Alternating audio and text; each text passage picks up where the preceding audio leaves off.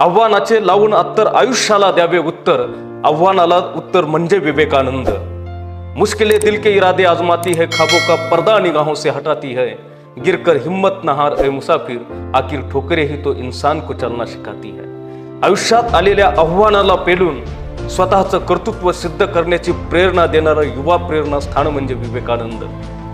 विवेकानंदांचे जयंती दिन आपण युवक दिन म्हणून साजरा करतो। भरकटणाऱ्या युवकांना दिशा देण्यासाठी, आपल्या डोक्यातला विवेक जागृत ठेवण्यासाठी आपण विवेकानंद वाचले पाहिजेत, विवेकानंद ऐकले पाहिजेत। वाचलेली पुस्तकं हे माणसाला रद्दी होण्यापासून वाचवतात, म्हणून आयुष्याची रद्दी होऊ द्यायची नसेल तर विवेकानंद वाचले पाहिजेत।